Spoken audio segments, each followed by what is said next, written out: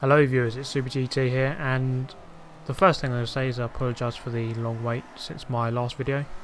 I've been a bit busy recently. Now you can see there I smashed into the back of a DLC car. Thought about quitting this race, but luckily I didn't, and it turned out to be quite a good race in the end. So you can see first off that I'm using a different car that you probably have never seen me use before. This car is the Mercedes 190E. I thought I'll go for something different because I go online quite a bit and I seem to always use the same car, so I thought, I'm going to go and buy a different car. And I saw this car being used previously by other people, and I thought maybe I'll give this one a go, and it turned out to be actually a very good car for this class. This is A class, for those of you who don't know. I almost always race in A class. I should really try some other classes. Recommend me some classes to race in if you don't mind down below in the comment section. Also, what I will say is that traction control is on for this video, for this race. I'm going to bring you two races in this video. So for this first race I have traction control on. I only left it on by mistake because I don't play this game very much. I seem to have left it on and I keep forgetting to change it, but in the second race I do turn it off. Although what I will say is that on this track, Bernese Alps, there's not a lot of big traction zones, so you're never actually really using traction control all that much apart from off the start line. Other than that, you're not really using it too much, so if anything it's probably slowing me down. So yeah, this is Bernese Alps. Obviously I had the crash on the first lap straight away. So I was near enough in last place, like 13th or something, but it actually turned out to be a very good race. I don't know if you can see on the map there at the bottom left that the traffic has built up quite a bit, so this always gives you a good opportunity to pass cars when all of the cars bunch up quite a bit. Typically cars bunched up will all slow each other down, because if you're in front you're constantly thinking of the guy behind you, so you're not going to go as quick. And if you're the guy in front, you're planning ways to overtake, which is never as quick as taking the proper racing line.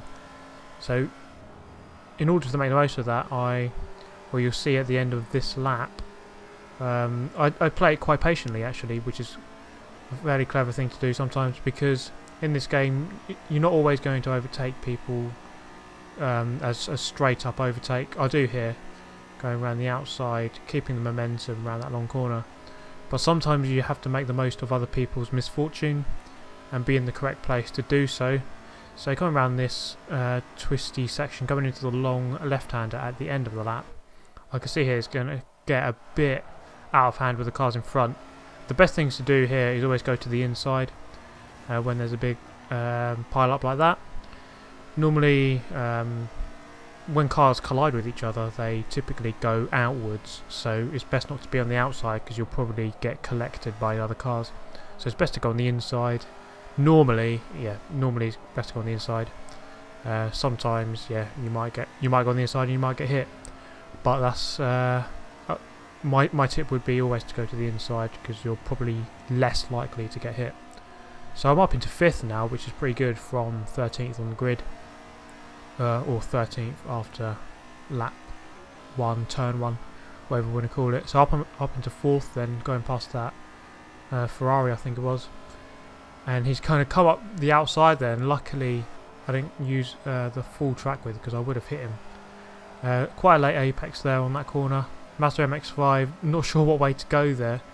I'm going to let him go ahead here, go back over to the right of go back over to the right hand side, and I'm going to go for a late apex and just nip up his inside on the exit for a very good overtake there.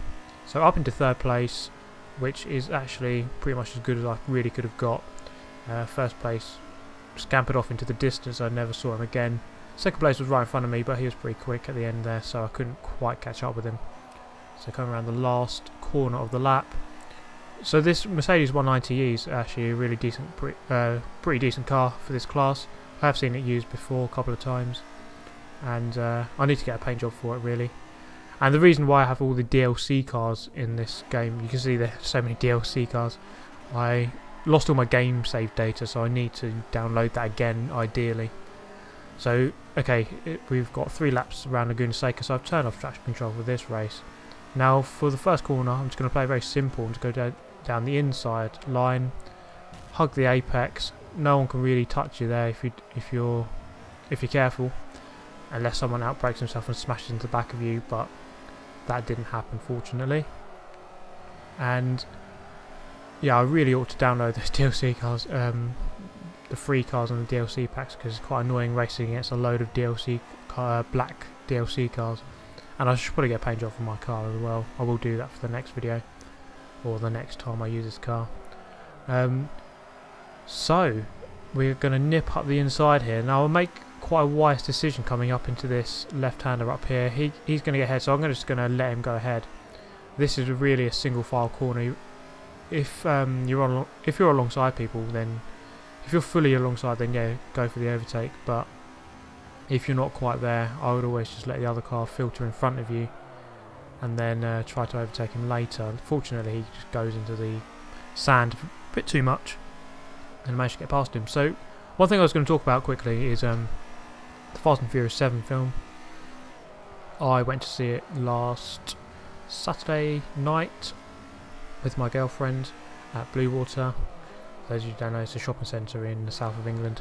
But yeah, we went there and we watched the film, and I thought it was pretty decent. I'm not the kind of guy who really likes these. I don't know how to describe it. The whole film was pretty much just a big old action scene. There wasn't really much story, but then that's to be expected, I suppose, from the Fast and Furious series. It wasn't very clever or anything, or anything like that. It was just pretty much straight up action. I did think that the final scene for those... Oh, sorry, I will say spoiler alert quickly. So I did think that the final scene with the helicopter, the attack chopper and the drone flying about in the city destroying things was a bit overdrawn. I did think that lasted a bit too long.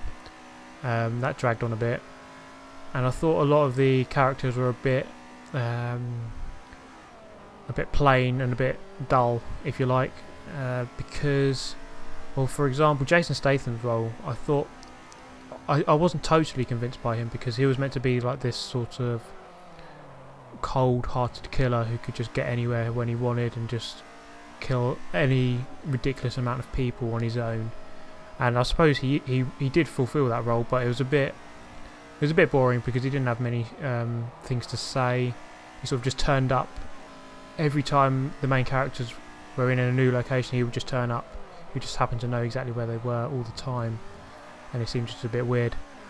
Overall, I thought the film was decent. It was pretty much the same as the last 3 films before it. I thought the first 3 films of the series were a bit different, but this one, the last 4 have all been the same, pretty much. So this pretty much fulfilled the same storyline, where you have a crew and you have to tackle another crew or another person or whatever. So overall, it was a decent film, and I did like the tribute at the end to Paul Walker. I thought that was very good. I thought the way that they did that was very nice. And they've hinted at possible production of another film, Fast and Furious 8. I don't know when this film series is actually ever going to end. If it is, I thought this should have been a good place to end it, with Paul Walker having passed away. But I suppose if there's money or something involved, if you can make more money, then I don't know, why not go for another film? So that's going to wrap up my thoughts on that. So I'm going to come up to the end here. I managed to get 2nd place in the end. I was actually gaining on 1st place, but I didn't have enough laps really to fully close the gap. It was a pretty decent performance in the end. I managed to get past all the other cars quite cleanly and quite quickly, but this guy in the MX-5 was pretty quick, so I had my work cut out to try and catch him. Right, what else I'm going to talk about before the video ends? Not much. Pretty much all I'm doing now is just playing a bit of Forza every now and then. I am moving house actually in 2 weeks, so I'm going to have a bit of a break in 2 weeks' time, where I'm moving house and sorting all that stuff out, like the internet and my setup. I'll bring you like a new photo. I'll bring you like a video maybe of my new setup when that happens. But anyway, I hope you've enjoyed the video, guys. I hope you've enjoyed the 2 races rather than just one. And subscribe if you want to see more. And I hope to see you next time. Thank you very much for watching.